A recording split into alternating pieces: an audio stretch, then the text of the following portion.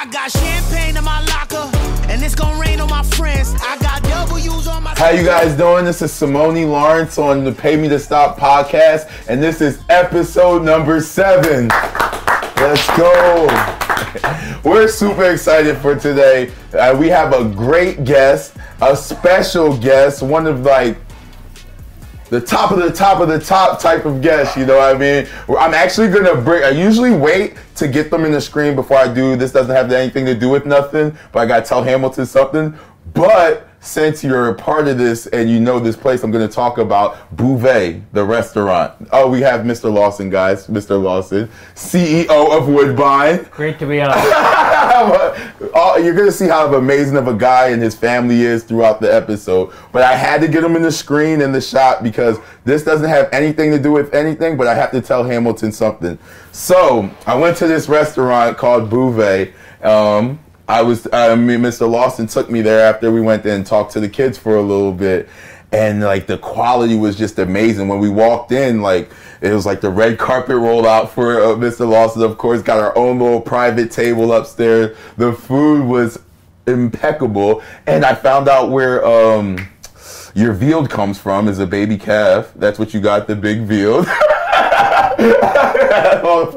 Dylan on a couple of podcasts told me that's where veal comes from. I never knew that. Now, is that a bad thing? No, it's a good thing. Okay, You're good. Okay. I just didn't know what veal actually was. And then the 2 and 2 started. I was like, wait, Mr. Lawson got that at that restaurant in Burlington. But that's our shout out. Everybody go check out Bouvet. It's a great restaurant. And, you won't be disappointed at all. Okay.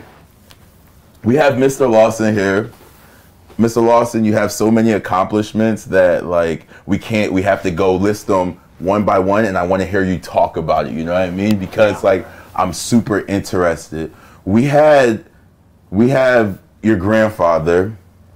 He owned my favorite jerseys that we ever wore was the Flying Wildcat jerseys. The red ones. You know what I'm talking about? Oh, I know what you're talking about. Yeah. I love those jerseys. You wore them at Guelph against BC. Yes! Yes! I was there. So Mr. Lawson has a great memory, as you see. Yeah. Well, I don't know if I have a great memory, but let me stop you on one thing now. Sim, you and I are pretty good friends over the years. No, we're great friends, yes sir. And the fact that you're calling me Mr. Lawson is not my idea. No. I have said many times, call me Jim, but he refuses to call me Jim. No. So that's the Mr. Lawson. I just want to set the record straight on it. That's a fact. Since 2013, me and Jim's been great friends, and he's a great friend. But I have to call him Mr. Lawson because you'll see why I have to call him Mr. Lawson. First of all, his grandfather is a reason that I'm a Hamilton Tiger Cat. If you put it all together, we'll get back to that later. But your grandfather, he was owner of the Flying Wildcats back in, I think it was 1940. Oh, basically 1940 to 1949 till they merged the Wildcats and the Tigers to become the Tiger Cats in the 49. The first season as the Tiger Cats was 1950. Oh, okay. And then not only did his dad own the team, then your father came and he was the quarterback on the Grey Cup championship team in 1943, I think it was. Yeah, absolutely. No wonder you got through University of Minnesota. Yeah, absolutely. He quarterbacked that team. He's still to this day. I don't think it'll ever be broken. The youngest quarterback ever to win the Grey Cup at age 21. And that was at 21? They had a star quarterback, Joe Kroll, and he wasn't feeling well, and he didn't start. So my dad started. They won the game against Winnipeg. And then my uncle played for that first, my uncle Gord Lawson played for the first Tiger Cat team ever in 1950. Wow. So there's a long history. So growing up, I've told this story, including to you many times. Yeah. When I would go to the doctors when I was a kid, I would go into that it was Civic Stadium at the time before Ivor Wynn. I would go into that old dressing room and meet with Dr. Jim Charters, who was a corporate doctor at Stelco. Yeah. Great big man, large presence. The reason Hamilton had such tough teams in the 60s, in addition to Ralph Sazio, I believe was because of Dr. Jim Charters. Because if you had anything wrong with you, he'd put a little tape on you and say, Get back out there. So when I was growing up, that was my doctor, was Dr. Jim Charters, the Tiger Cat doctor. Shout out to Dr. Jim Charters. Yeah. Let's go.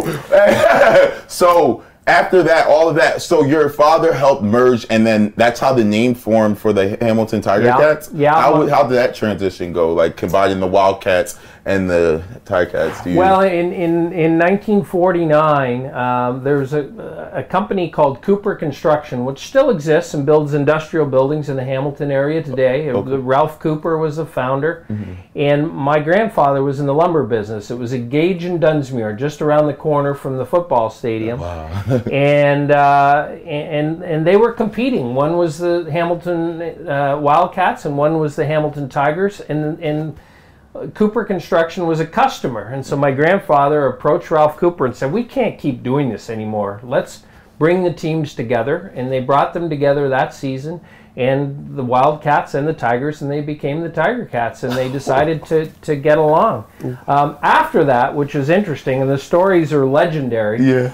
But the Tiger Cats didn't have anything to do in the off season. They needed jobs, so a lot of them came over to the lumber yard at Gage and Dunsmuir, and that's where they worked in the off season. It was just famous stories from the Tiger Cat guys coming to work at Lawson Lumber in the off season and sleeping on the lumber bunks all afternoon, and no one could fire them, so they just slept. But anyway, some great history there. That's sick. That's what we call like a bird course. Like, so like in college, we go to college and we take like basketball class and stuff like that. So you guys gave them a nice little paying job, huh? Exactly. So with all of that history, how do you become a star hockey player?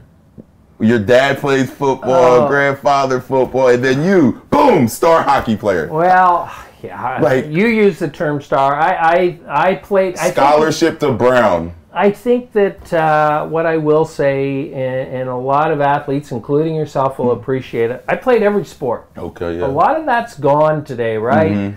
They channel young children and young people into one sport today. Yeah. If you play soccer, if you play baseball, if you play it year round. Right.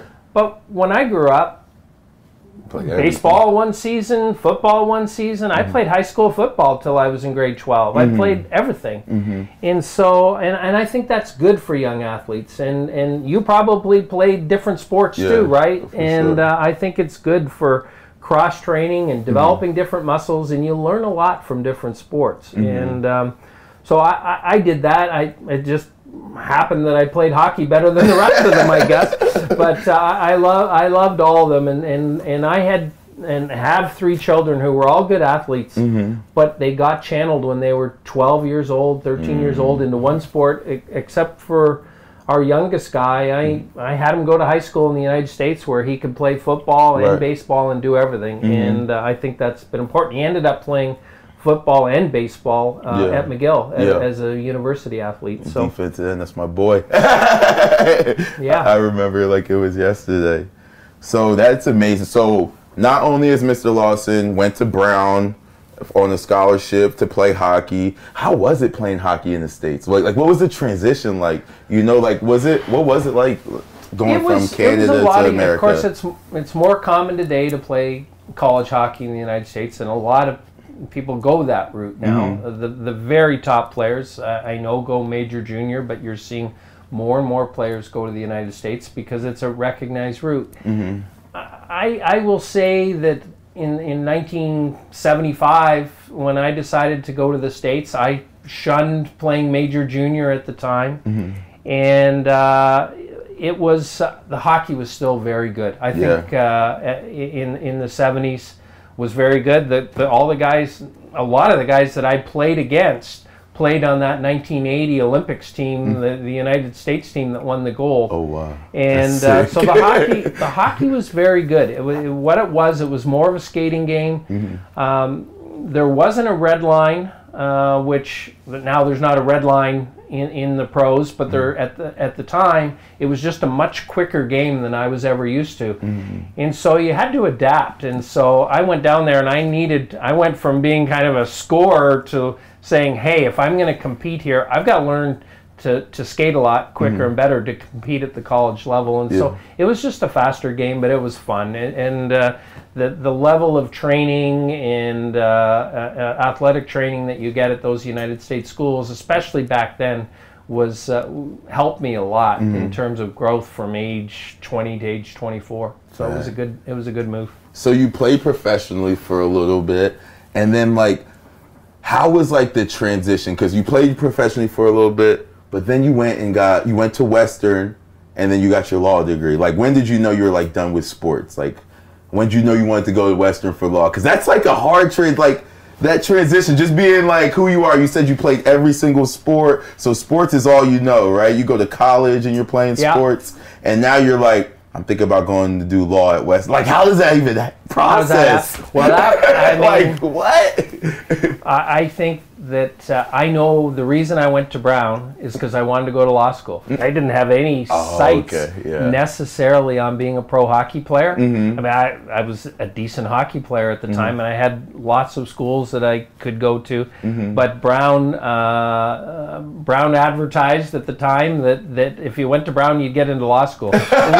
Little did I know at the time that if you went to an Ivy League school in the United States and you were prepared to go to any law school, you were gonna get in somewhere. Yes, that's so a fact. it was a little bit false, but I didn't. A kid from Burlington, I didn't know any better. I thought I want to go to law school. So I played. I signed with the Montreal Canadiens, played there for 2 years, and then my third year, I really tore up my knee badly in training camp, and today, probably the surgery would have been a lot better, and I would have recovered quickly. But they had my leg in a cast for 4 months. I didn't come back. It happened at the beginning of October, and I didn't come back skating till January. Wow! And so during that, I decided I can't do this anymore. I'm going to law school. I said to a teammate, a guy named Keith Acton, who played for the Montreal Canadiens, and a guy I really respected, and he ended up assistant coach of the Maple Leafs, and his nickname was Woody. And I said, Woody, I've got a chance to go to law school, and he said, go. I don't think because he thought I couldn't make it at the time. I think he was trying to say, that's an amazing opportunity, go for it. And so I did. So I didn't go back for my final year of my contract, and I went to law school. Nice. Well, so backtrack right before we get to law school. Economics. What's economics like at Brown Ivy League school? That's like, that's what? So you were always a genius, low key. No, I am not. I am not that. I got Who goes to Brown that takes economics? No. I got by. The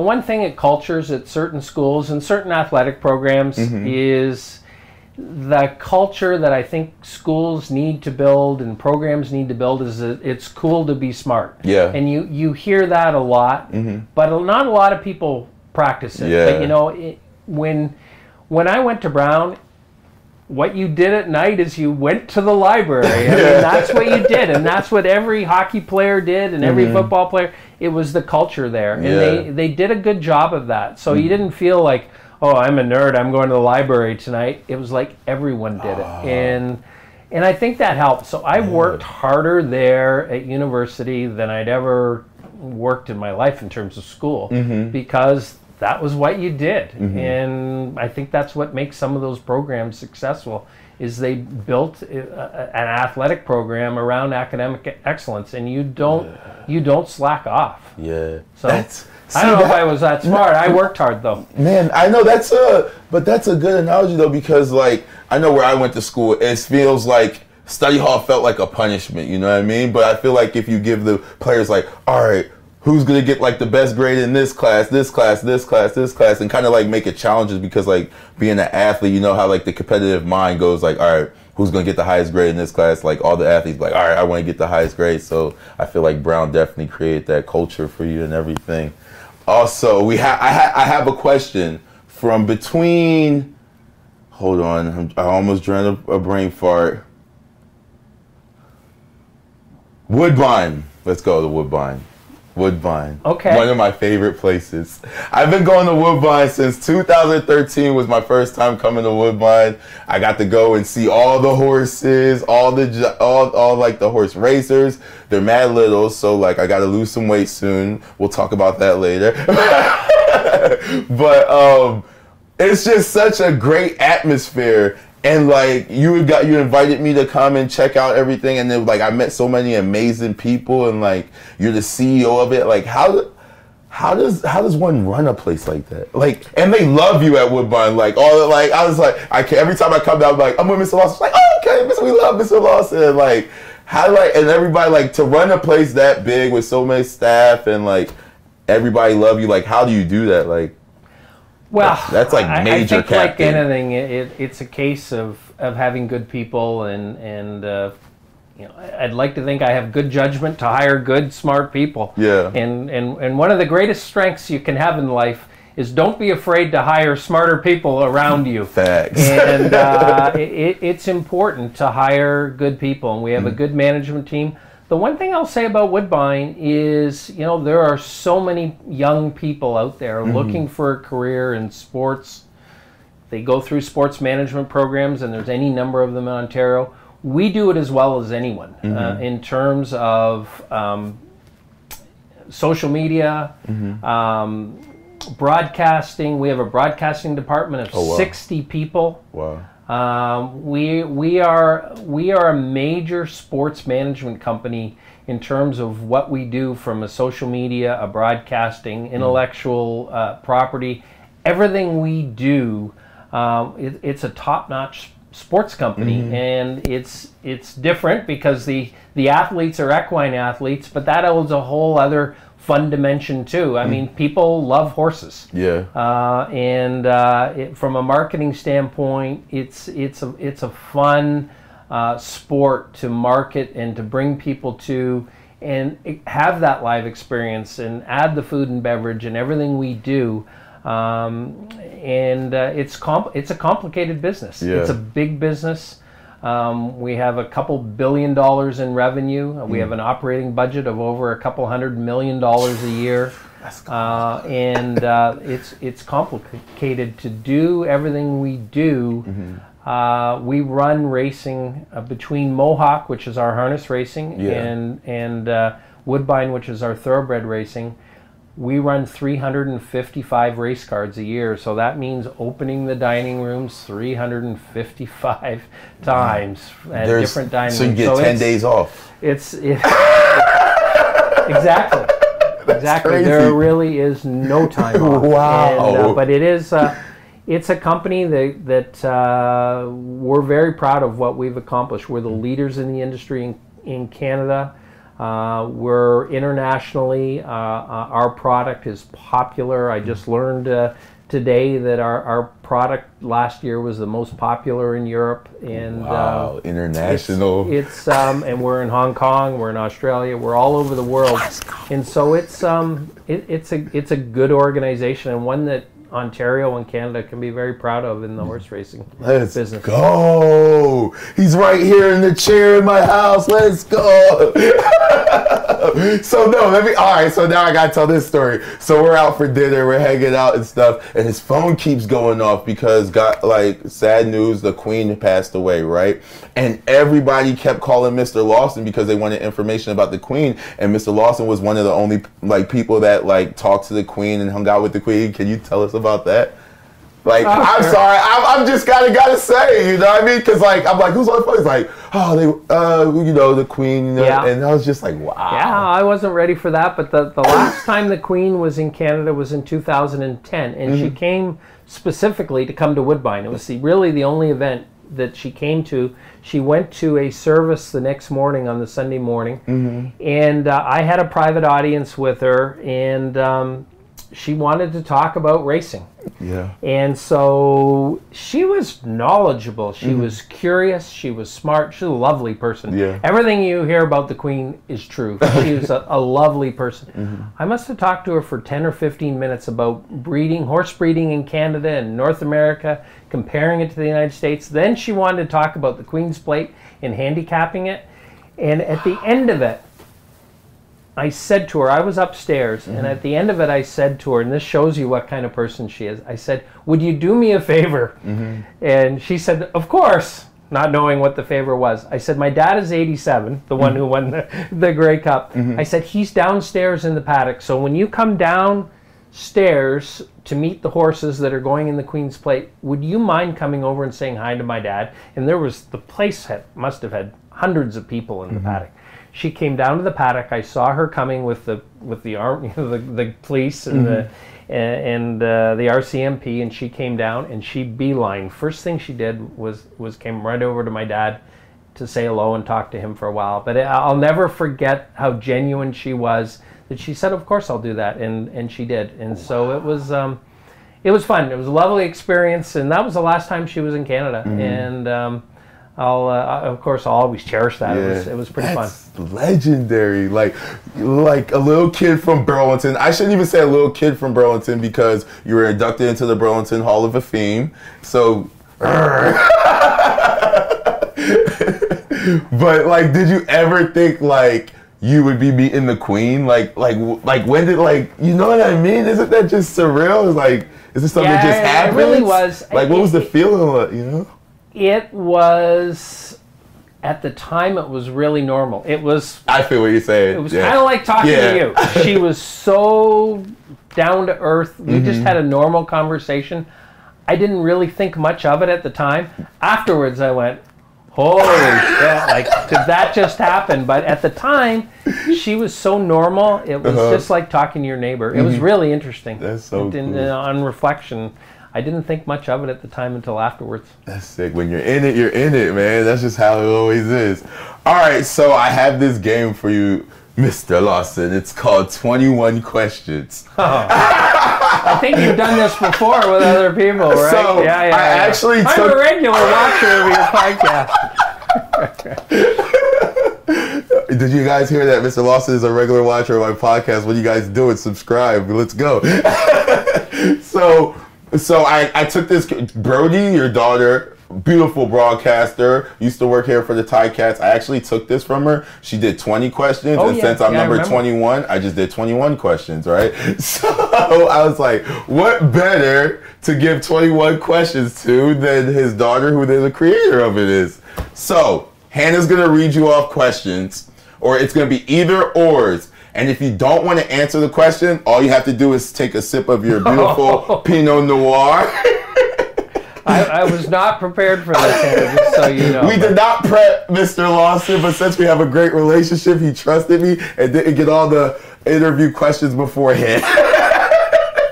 Not at all. Shoot. All right. So it's nothing too crazy. Let's go ahead. Queen's Plate or Grey Cup?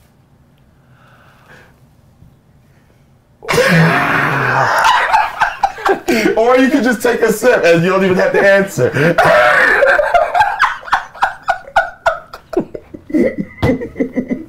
You guys are smart.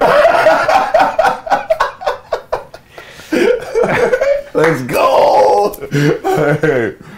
Hockey or football? Wow. Let's go.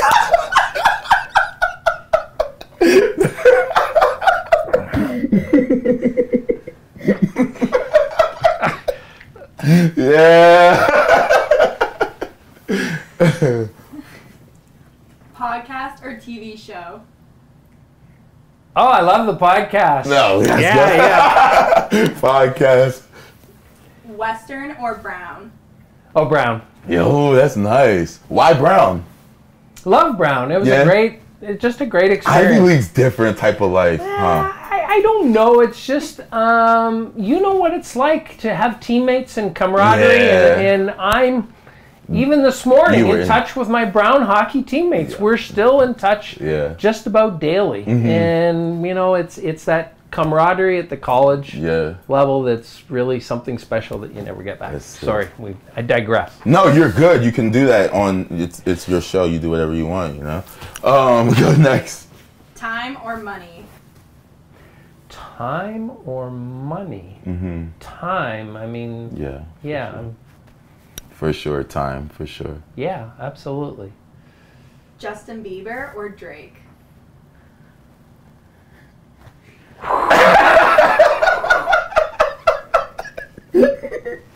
Couldn't you have said Bruce Springsteen or something? You gotta read me a little better. We're having some fun. Hockey training camp or law school? Oh, hockey training camp. Loved it. Athlete or businessman? Athlete. Law or economics? Law. I didn't really like economics. Law is a tough profession. It is. But the good thing about law, I'll tell you, is for anyone considering, should I go to law school? When I grew up, this will really date me. I used to watch like Perry Mason on television. I thought that's what lawyers did, was go to court all the time. But the thing about a legal education, it prepares you to do a lot of things, whether it's social work, whether it's working in international relations. There's so many things you can do with a law degree. Law is not necessarily about what people think of it is. It's just a good education to do a lot of things. And so I have a lot of time and respect for people who want to go to law school and say, I'm broadening my horizon. It's going to train me to do a lot of things. Yeah. Law school, when I was growing up, I always wanted to be a lawyer for whatever. I was like, I always want to be a lawyer. And like, it's a lot of reading. That's right. And it's like you're always needing to be in the know. And I think that's a good thing. Like, you understand what's going on in the world. And like, when you say you can't do that, you actually know, like, you can't do that. You know what I'm saying? So, like, for sure. First year law school is hard. Yeah. Anyone who's gone to law school will tell you. What is it like? First year is a lot of reading. Well, there's some basic courses in Canada. And in the United States, there's contracts law, there's torts law, which is related to negligence, and there's constitutional law. There's just a lot of reading. It's in your second and third year where you begin to specialize, that you start to figure out what you need to know and not need to know. In first year law school, you're so scared of everything. You read everything because you just don't know what's coming at you. But it does get better for first year lawyers or first year law school people. Don't worry, it gets better as you get to second and third year. But that's a very true thing about law school, is there are a lot of reading, but it's particularly in first year. Yeah. You actually helped me close a business deal, and you didn't even know it. Like, we're out eating and we're just talking, and then there was like something that clicked in your head that you told me, and then I went over to one of my friends and I started talking about like something I wanted to do with like football and stuff, and then boom, boom, boom, school board in, bang, bang, bang, closed the deal, and it was all because of you. So I want to say thank you for that. Well, and that was just by talking with you, and that was super sick, man. So I don't know where we're headed with the questions, but I want to say something. The questions is over. We're done with the 21 questions. We are. You're safe. Yeah. I'm just getting into it. We got two more. We got two more questions. But, on that work that you're doing, one of the things I loved about the Canadian Football League, and I was with the Canadian Football League for 8 full years. Yes.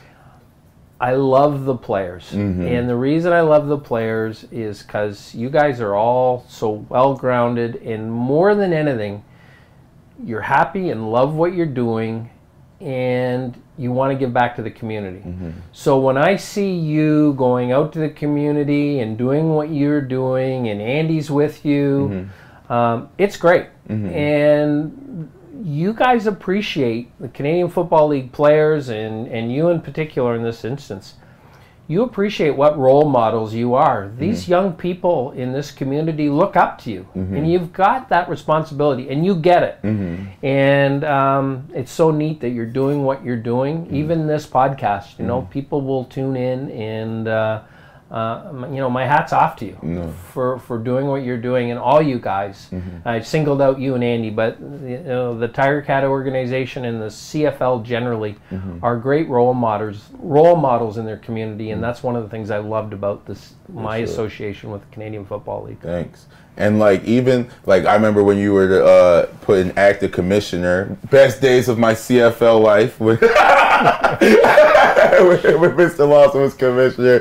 But like you could see how like in tune you were with the players and just like how forward thinking you were when you were commissioner, just like getting our advice, like what we think would make the league better. And like as a player, you're like, wow, that's so cool. Like, you know, the higher ups even care about our voice to like hear what we have to say. And like I always appreciate that. So thank you for being like that kind of a role model for the players. It was a good time because the people, and I see this in horse racing now, the people who understand it the best, and I'll say this, it sounds like a derogatory term, are not the suits. The people who understand it best at the racetrack are the people who are the jockeys, the trainers. The people who understand football and what it needs and the rules are the players. And so, you know, I always had a lot of time for the players, and we made a lot of rule changes during that period. And and they're still around today. And it was from listening to the players as to what the sport needed. The only conflict I got in really is I was good friends with Ken Austin. and Kent got himself in trouble a couple of times, as you might recall. I love Kent, and he's doing well today. Hey Kent, miss you, love you, glad you're doing well. I stay in touch with Kent, and I had to adjudicate on Kent a couple times, and it was a real conflict. I think I buried the conflict of interest best I could, but it was hard ruling on a couple of things that went wrong with Kent during his head coaching stint in Hamilton. Oh, you couldn't wait 2 more years? All right, we got two more questions, right? Okay. Montreal Canadiens or Toronto Maple Leafs? Oh, not even close. Habs, baby. Yeah, bump MLSC.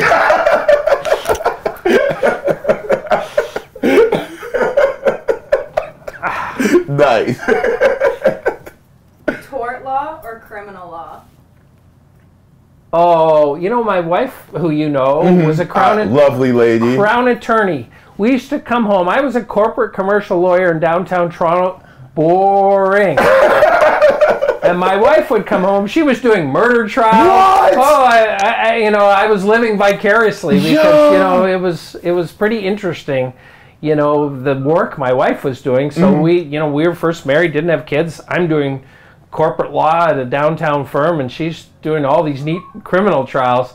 What did you do today? So we couldn't even talk about what I was doing. So, yeah, definitely criminal law, but I never practiced it. So that's so sick.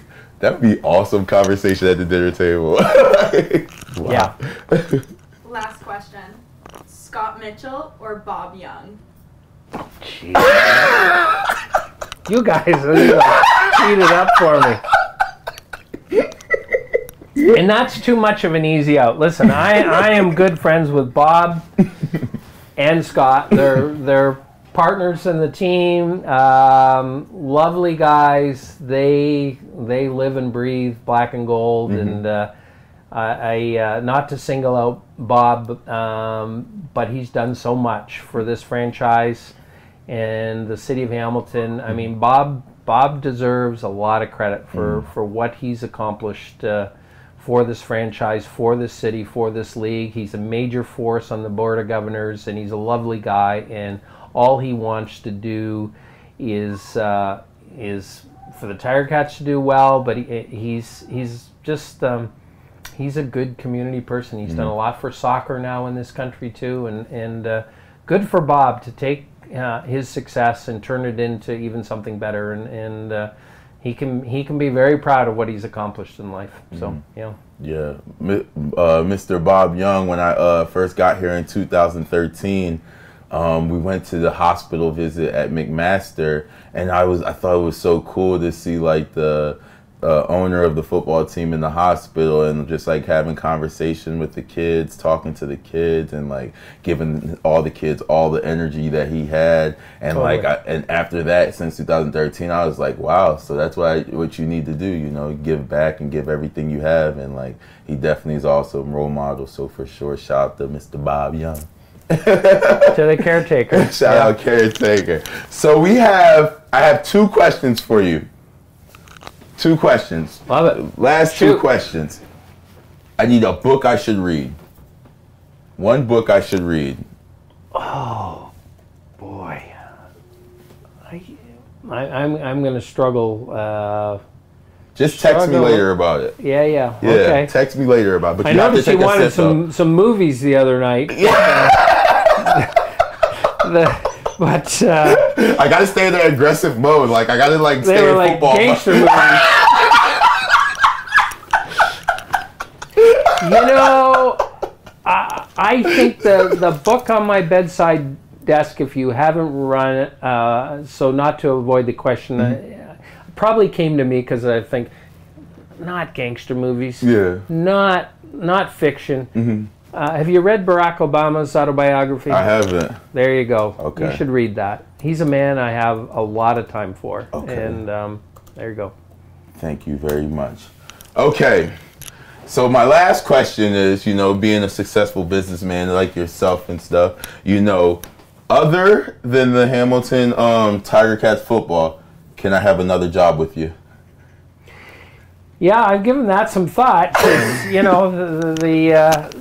the interesting thing about sports is it does come to an end at some point, right? And just forewarned. Actually, a good friend of mine I helped with the book. She was an Olympic athlete, and I was interviewed for the book and helped her with the book. And she interviewed a lot of athletes, a lot of former CFL players, and well-known Olympic athletes.